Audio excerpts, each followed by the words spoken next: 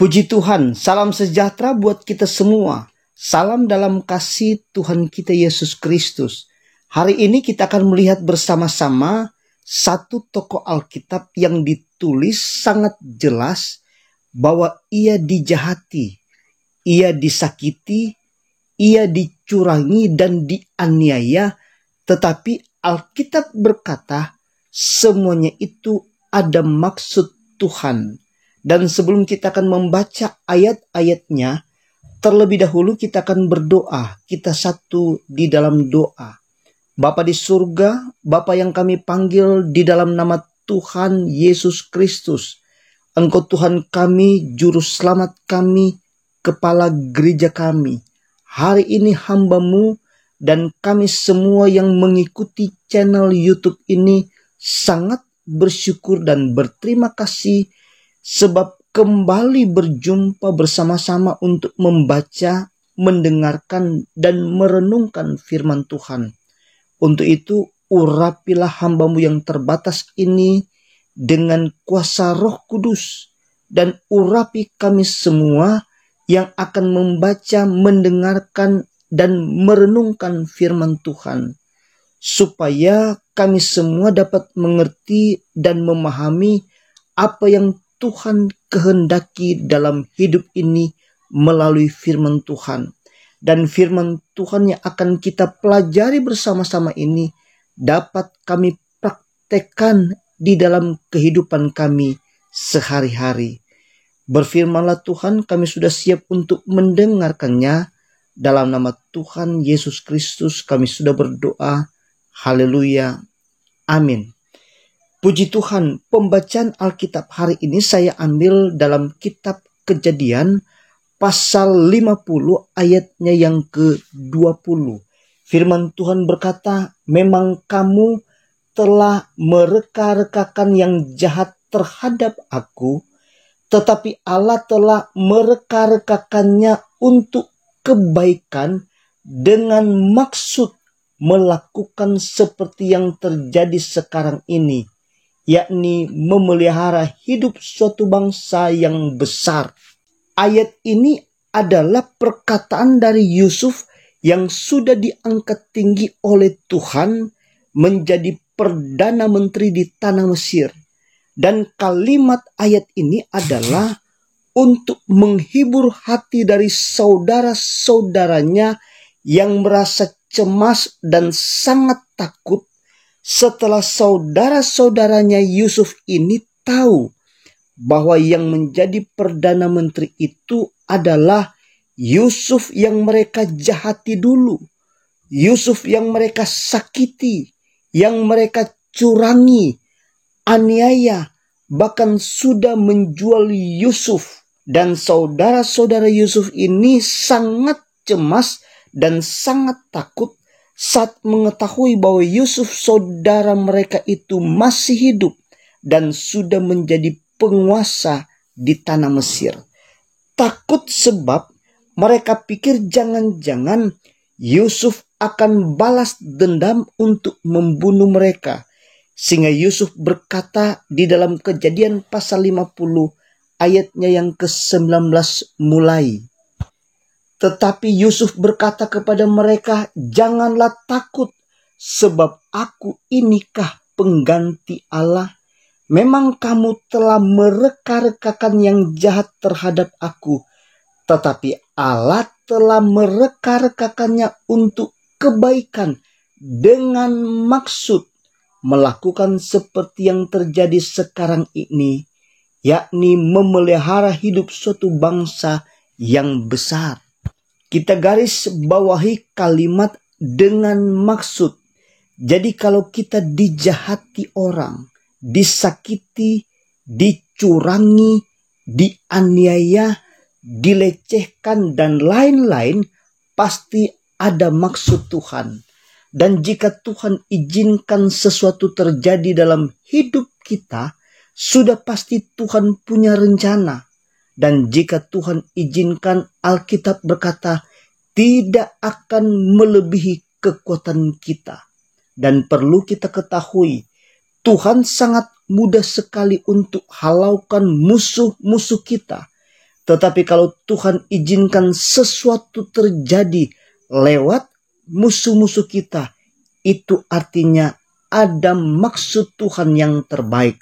Dan kalau kita akan baca di dalam Amsal pasal 14 ayatnya yang ke-19, firman Tuhan berkata, orang jahat tunduk di dekat orang baik, orang fasik di depan pintu gerbang orang benar.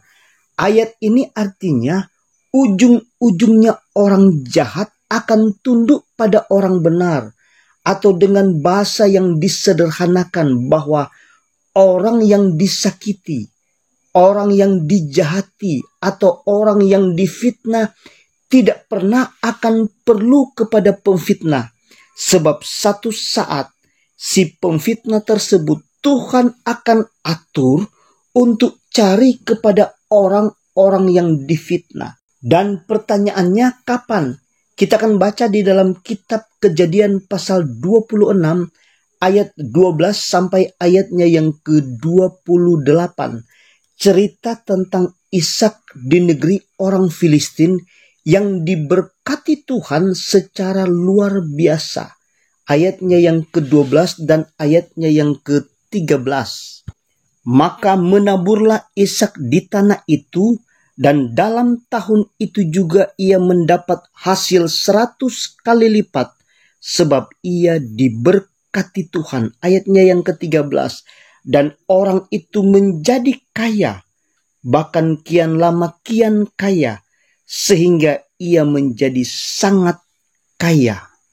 Kemudian ayatnya yang ke-14 firman Tuhan berkata, ia mempunyai kumpulan kambing domba dan lembu sapi, serta banyak anak buah, sehingga orang Filistin itu cemburu kepadanya. Puji Tuhan, Ishak dengan diberkati Tuhan secara luar biasa di tanah orang asing, di tanah orang Filistin. Ternyata Abimelek, raja orang Filistin itu cemburu kepadanya. Lalu Ishak pun diusir. Kita akan baca pada ayatnya yang ke-16 dan ayatnya yang ke-17. Lalu kata Abimelek kepada Ishak, pergilah dari tengah-tengah kami, sebab engkau telah menjadi jauh lebih berkuasa daripada kami. Jadi pergilah Ishak dari situ, dan berkemalah ia di lembah Gerar, dan ia menetap di situ. Kemudian Ishak menggali kembali sumur-sumur yang digali di zaman Abraham ayahnya, dan yang telah ditutup oleh orang Filistin sesudah Abraham mati. Disebutkannya nama sumur-sumur itu menurut nama-nama yang telah diberikannya oleh ayahnya. Ketika hamba-hamba Ishak menggali di lembah itu, mereka mendapati di situ mata air yang membual-bual airnya. Lalu bertengkarlah para gembala Gerar dengan para gembala Ishak. Kata mereka, air ini kepunyaan kami. Dan Ishak menamai sumur itu Esek, karena mereka bertengkar dengan dia di sana. Kemudian mereka menggali sumur lain, dan mereka bertengkar juga tentang itu.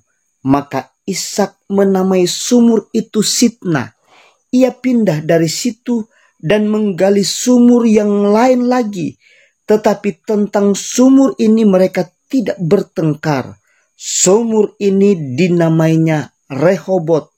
Dan ia berkata, sekarang Tuhan telah memberikan kelonggaran kepada kita, sehingga kita dapat beranak cucu di negeri ini. Dari situ ia pergi ke Berseba.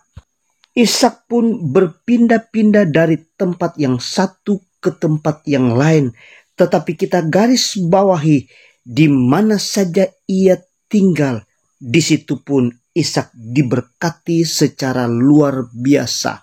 Kemudian kalau kita akan baca pada ayatnya yang ke-24, firman Tuhan berkata, lalu pada malam itu Tuhan menampakkan diri kepadanya serta berfirman, akulah Allah ayahmu Abraham, janganlah takut sebab aku menyertai engkau. Aku akan memberkati engkau dan membuat banyak keturunanmu karena Abraham hambaku itu. Ayatnya yang ke-25. Sesudah itu Ishak mendirikan mezbah di situ dan memanggil nama Tuhan. Ia memasang kemahnya di situ, lalu hamba-hambanya menggali sumur di situ.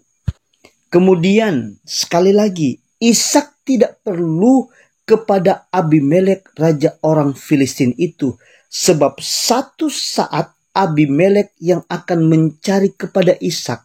Kita akan baca ayatnya yang ke-26. Firman Tuhan berkata, datanglah Abimelek dari Gerar mendapatkannya, bersama-sama dengan Ahuzat, sahabatnya, dan Pikol, kepala pasukannya. Puji Tuhan, benar kata firman Tuhan, kita tidak pernah akan perlu kepada pemfitnah, sebab satu saat pemfitnah akan cari orang-orang yang difitnah. Ishak pun dicari oleh Abimelek. Lalu apa jawab Ishak? Kita baca ayatnya yang ke-27. Tetapi kata Ishak kepada mereka, mengapa kamu datang mendapatkan aku?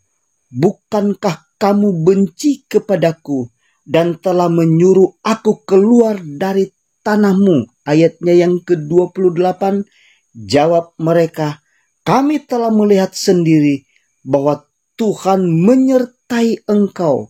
Sebab itu kami berkata, baiklah kita mengadakan sumpah setia antara kami dan engkau, dan baiklah kami mengikat perjanjian dengan engkau. Puji Tuhan. Dan akhirnya kita akan baca dalam Amsal pasal 11 ayatnya yang ke-21. Firman Tuhan berkata, sungguh orang jahat tidak akan luput dari hukuman, tetapi keturunan orang benar akan diselamatkan. Tuhan Yesus memberkati kita semua. Haleluya. Amin.